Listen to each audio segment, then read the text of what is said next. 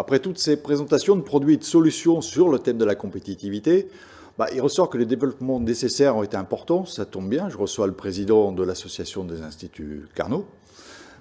Bonjour Philippe. Donc les Carnot aujourd'hui, ils fêtent leurs 15 ans, si j'ai bien noté, 15 ans de recherche publique au service des entreprises privées. C'est pas mal, hein? Bien. Comment a évolué cette recherche justement dans le temps? Bonjour, merci pour cette invitation. Donc, les Carnot, en 15 ans, ont fait leurs preuves. Un chiffre à retenir simple, le chiffre d'affaires de contrats directs des laboratoires donc, publics Carnot avec les entreprises a presque triplé en 15 ans. On est passé de 186 millions d'euros à 527 millions d'euros par an, sans compter tout un volant de prestations aussi et de revenus de pays qui s'élèvent aux alentours de 300 millions d'euros par an. Prestations qui sont importantes, notamment pour répondre à des besoins d'amorçage d'actions de R&D et en particulier avec les petites et moyennes entreprises. Ça marche comment? Alors, ça veut dire que c'est du privé avec le public, les entreprises. Comment ça s'organise? Comment j'appelle les Carnot demain? Alors, les entreprises, les entreprises nous sollicitent par rapport à leurs problématiques, leurs besoins, leurs questions de recherche et développement. Et on y répond à travers des actions qui peuvent être, comme je disais tout à l'heure, soit de la prestation pour démarrer, soit des études de faisabilité et bien sûr des études de recherche avec des thèses de doctorat, de post-doctorat. Et on a toute la panoplie finalement des modes de collaboration possibles à travers aussi bien sûr des ingénieurs de recherche et aussi dans un certain nombre de cas avec des étudiants dans cycle ingénieur ou autre. Et comment ça se répartit? Vous avez parlé de PME, c'est vrai qu'on a des fois l'impression que c'est plutôt des grandes entreprises, des grands groupes, voire des ETI qui se tournent vers cette recherche. Parler de thésard, enfin bon, c'est pas doctorat plutôt, c'est pas n'importe quoi. Est-ce que les PME s'y intéressent et comment ça a évolué au bout des 15 ans? Comment vous faites pour les inciter en fait à développer? Alors là aussi, les chiffres globalement sur l'ensemble du réseau des 39 instituts Carnot, on a globalement 70% du chiffre d'affaires qui est fait avec les grands groupes, grandes entreprises, et puis du coup 30% avec les PME, TPE, start-up aussi. On a de nombreuses thèses de doctorat qui sont faites avec des PME, TPE aussi, et pas que avec des grands groupes. C'est 30%, vous me dites actuellement 30% en moyenne aujourd'hui. Et il y a 15 ans, c'était? Alors, le chiffre d'affaires en fait, de recherche contractuelle directe avec les PME a été multiplié par 8 en 15 ans. Donc il y a un vrai effort en fait des Carnot, toute discipline et tout domaine confondu, d'aller vers les PME. C'est vraiment une cible prioritaire pour l'ensemble des Carnot. D'accord, oui, donc ça c'est important, il faut que les PME y aillent, Exactement. Et donc visiblement c'est le cas, il faut plus. Et c'est probablement d'ailleurs ces catégories d'entreprises qui ont le plus besoin qu'on aille vers elles justement et qu'on les aide à développer des projets de R&D et d'innovation pour pouvoir rester dans la compétitivité globale.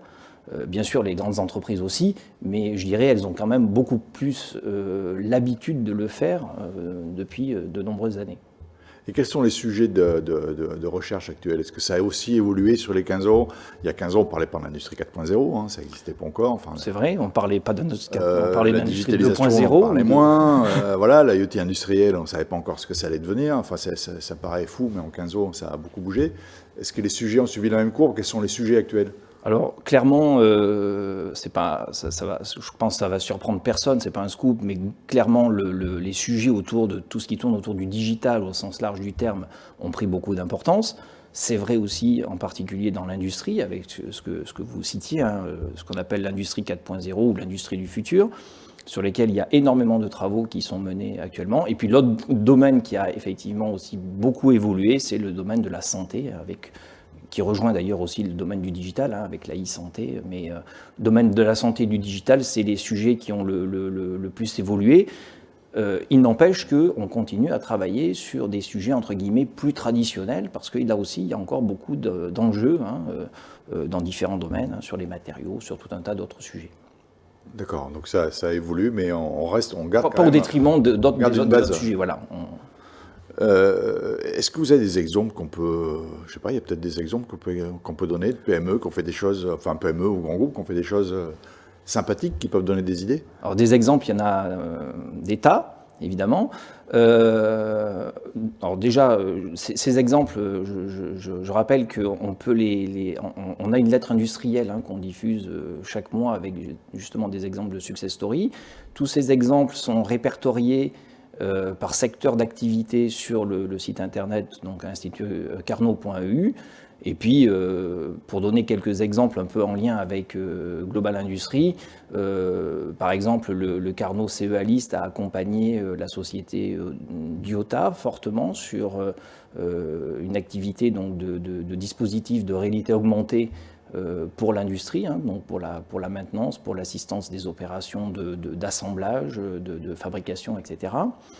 JPB, une entreprise qui fabrique des équipements, a développé avec l'Institut Carnot CETIM des rondelles connectées. Donc on voit aussi là l'arrivée du monde du digital, de l'IoT dans des systèmes mécaniques pour faire du contrôle, par exemple, de couples de serrage sur des assemblages boulonnés qui sont souvent des assemblages critiques soumis à des vibrations et à des phénomènes éventuellement de desserrage qui peuvent être très embêtants dans certains domaines d'activité, l'aéronautique, le nucléaire, etc.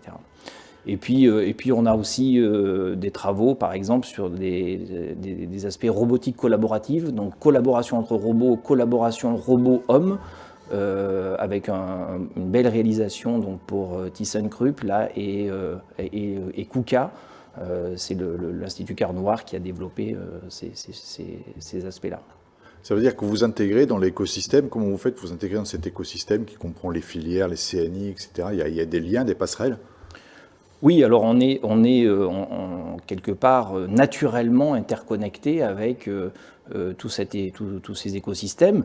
D'un côté, il y a le Conseil national de l'industrie avec les filières et leurs bureaux, les CSF. Côté Carnot, nous, on s'est organisé et on continue à s'organiser en fait en alliance Carnot alignée en miroir des filières du Conseil national de l'industrie. Bien sûr, on travaille en étroite collaboration, je pense, avec l'ensemble des Carnot travaille avec l'ensemble des pôles de compétitivité aussi en étroite relation. Et on est aussi maintenant fortement impliqué sur les stratégies d'accélération qui sont en train de se mettre en place dans le cadre du PIA. Alors, si je résume, les Carnot, c'est aussi des thèses pour les doctorats. Aujourd'hui, vous manquez de quoi? Vous manquez de projets? Vous manquez d'élèves? Qu'est-ce qui manque le plus? Parce qu'on va venir peut-être un peu à un sujet comme la formation, mais typiquement aujourd'hui, on manque d'élèves qui ont envie d'aller vers des doctorats, ou on manque d'entreprises qui, pour prendre ces doctorats en fait, et les faire travailler. Alors c'est une bonne question. On manque de rien, j'ai envie de dire, mais on se débrouille avec ce qu'on a, mais voilà. Bon. Alors par contre, juste là aussi, des projets, globalement, annuellement, c'est aux alentours de 10 000 projets de R&D par an, en lien direct avec les entreprises. Donc je dirais, des projets, on pourrait en faire plus, évidemment. Par contre, ce qui est effectivement un peu compliqué, c'est parfois de trouver notamment des étudiants en doctorat pour faire des thèses de doctorat. Et il est clair qu'il y a un enjeu côté formation qui va être qui est d'attirer de plus en plus d'étudiants vers le doctorat pour l'industrie, pas pour finir obligatoirement dans des labos de recherche publics, mais pour aller travailler au sein des entreprises industrielles. Quelle vision vous avez justement de cette formation en France? J'allais dire de la fusée formation, c'est-à-dire que le doctorat, vous l'avez dit, ça doit descendre vers l'ingénieur, mais de l'ingénieur, ça descend aux étapes en dessous, puis etc., pour donner une image positive et pousser tout le monde à aller vers une formation dans nos métiers industriels. Je connais mieux effectivement le monde de l'enseignement supérieur, évidemment, mais j'aurais tendance à dire qu'on a un système de formation initiale qui est de bonne qualité en France. Après, je ne vais pas rentrer dans des débats de comparaison effectivement à l'échelle internationale, mais globalement, les grandes écoles d'ingénieurs sont plutôt plébiscitées par les industriels, par les entreprises. Moi, ce que j'ai pu constater, et je pense que c'est une bonne chose, c'est qu'il y a eu un fort développement ces dernières années des formations par apprentissage, formations en alternance, donc au sein des entreprises. Je pense que c'est une très bonne chose pour les compétences qui sont formées à travers ces parcours un peu particuliers.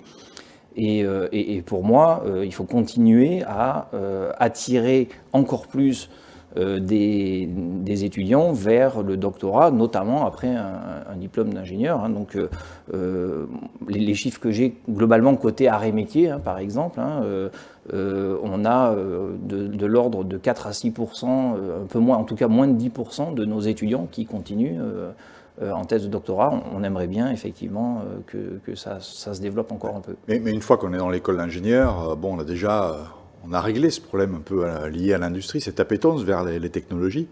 C'est en dessous qu'il faut travailler, c'est aux étapes d'avant. Alors, il y a une coupure. En dessous, oui, clairement, au niveau des lycées, des collèges, plutôt lycée, hein, c'est clair que l'enseignement technique aujourd'hui a pas forcément le vent en poupe. Hein. On pourrait dire que je pense que beaucoup de lycéens considèrent que c'est pas forcément fun, et c'est probablement un des enjeux d'avenir, c'est de redonner effectivement. Alors bien sûr, je pense qu'il y a beaucoup d'actions hein, qui sont menées dans ce domaine-là, mais redonner effectivement de l'attractivité au métier de la science et de la technologie. Oui, il y a encore un peu d'effort à faire. Il y a un peu de chemin à parcourir encore. Bon, écoutez, merci pour cet échange, surtout que la recherche et la formation sont des sujets qui vont être au cœur du salon Global Industrie qui se tient pour mémoire encore du 6 au 9 septembre. Je le répète à chaque fois, mais bon, ça me paraît important. Et pour le moment, je vous invite à suivre la dernière étape de ces 2 jours d'ANS. En découvrant Sébastien Gillet et Julie Boyer pour des informations de conclusion, en fait, qui vont conclure ce Global Industrie Preview édition 2021. Merci. Merci et bon salon Global Industrie à tous. On sera bien sûr présents. Ah, j'espère bien. Merci.